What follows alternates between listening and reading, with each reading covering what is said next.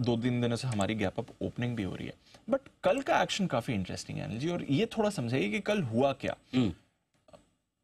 Global setup अच्छा था, हमारा सेटअप अच्छा था, आरबीआई पॉलिसी अच्छी थी, अच्छे लेवल्स पर भी हम थे, फिर ये एंड में रिवर्सल कहां से हो गई, ये जरा समझाइए हुआ क्या कल जो एंड में हम, वैसे आप कहें तो फ्लैट बंद हुए हैं, बट जिस तरह से ऊपर से गिरे हैं वो काफी सिग्निफिकेंट था। दीप, वैसे देखा जाए तो कल का सेशन आपने खराब तो कर दिया।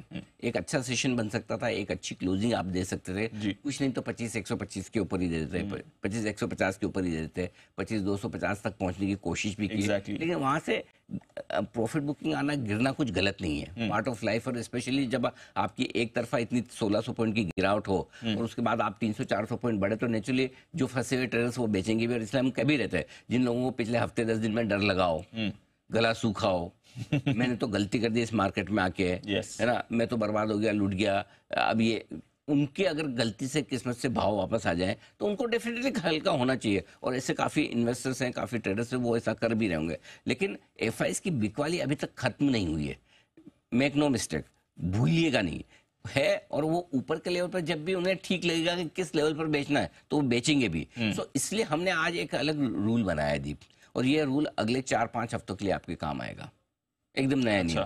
और ये नियम आप गोट गोट कर पी लीजिए, अगले 4-5 हफ्ते इसी से कमाई होगी। एक ही फॉर्मूला है, इंडेक्स छोड़ो, स्टॉक पकड़ो। अच्छा, अब ये, हाँ, ये गोट के रख लीजिए। ओके, अब मैं इसको समझाता हूँ। समझाइए। हाँ, एग्जैक्टली।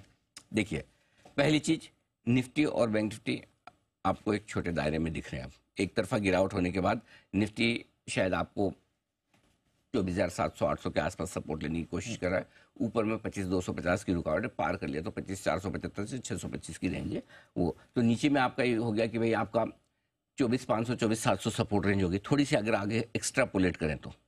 और ऊपर में 25,500 25,700 आपकी रेंज होगी। ठीक है, इसको आपको ट्रेड करना है। अब इस रेंज में ट्रेड करना इसलिए आपके लिए मुश्किल हो रहा है, खुलता कहीं बंद कहीं होता है, दिन के दौरान कुछ और हो जाता है, ओवरनाइट कुछ और ही सिचुएशन दिखती है जो आप सोच के जाते हैं। करेक्ट, कल डे लो पे बंद हो रहे हैं और अमेरिका के बाजार तेज दौड़ लगा रहे हैं। अब जिसने शॉर्ट कर दिया कि भाई मैं तो शॉर्ट करके जाऊंगा, खराब दिख रहा है, अब आज सुबह सुबह स्टॉप लॉस काटेगा और थोड़ा ऊपर बड़ा पता चला, वहां लेने का मन हुआ, फिर नीचे आ गया। सो इंडेक्स में थोड़ा सा आपके लिए शॉर्ट टर्म में उतार चढ़ाव रहने की आशंका है।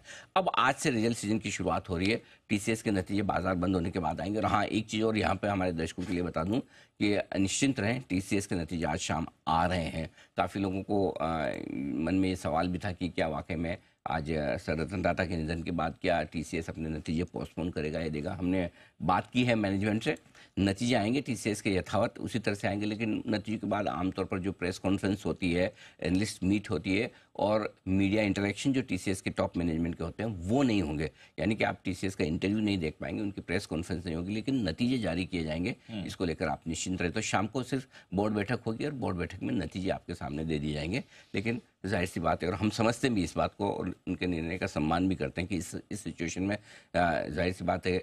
और एक ये बहुत अच्छा निर्णय टीसीएस के मैनेजमेंट का है कि उनकी बोर्ड मीटिंग शेड्यूल्ड है। वैसे भी सब बोर्ड मेंबर्स आने वाले ही हैं, होंगे भी। और रतन टाटा सर अगर होते तो ये चाहते ही कि वो हॉस्पिटल में थे, बीमार थे, लेकिन फिर भी आपका काम चलता रहे। राइट, वो कर्मयोगी थे। हाँ, तो वो ये टीसीएस के बोर्ड की तरफ से उनको सच्ची श्रद्धांजलि कि वो जो काम उन्हें दिया गया है वो कर रहे हैं। और उसके बाद नेचुरली बाकी चीज़ों में समय लगाने के बजाय सर रतन टाटा के इस पर जो कुछ हुआ है अनफॉर्चुनेट। सो टीसीएस के रिजल्ट्स आज आने वाले, ये ध्यान में रखें। सिर्फ मीडिया इंटरेक्शन और साथ ही साथ प्रेस कॉन्फ्रेंस नहीं होगी। अब से लेकर 15 नवंबर तक आपको स्टॉक स्पेसिफिक एक्शन पर फोकस करना है। 15 नवंबर कहाँ से आया? आज से रिजल्ट सीजन की ऑफिशियल शुरुआत है टीसीएस से। 15 नवंबर आखिरी दिन होगा इस रिजल्ट सीजन का, यानी कि 35 दिन आपके लिए जो है अगले स्टॉक स्पेसिफिक एक्शन के हैं। इंडेक्स ट्रेडिंग से ज़्यादा आपकी कमाई स्टॉक ट्रेडिंग में होने की संभावना है।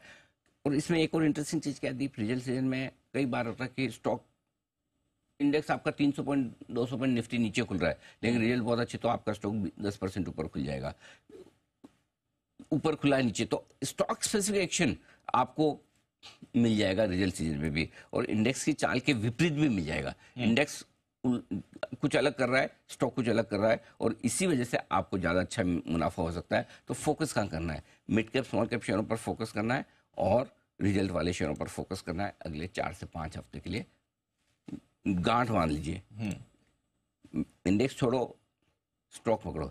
नॉट नेसेसरी कि आप इंडेक्स ट्रेड न करें, इंडेक्स की स्ट्रेटजी मैं रोज दूंगा ही, लेकिन अगर आपके पास पैसा लिमिटेड है और आप अपने प्रॉफिट को मैक्सिमाइज करना चाहते हैं और इंडेक्स की रिस्क से हटकर करना चाहते हैं, ये आपके लिए बेहतरीन तरीका है। तो इंडेक्स छोड़ो, स्टॉक्स पकड़ो, ये आपके लिए अब आगे की स्ट्रैटेजी बन सकती है, स्पेशली इस नतीजों के सीजन में। अच्छा, वैसे 2 दिनों से मैं पूछ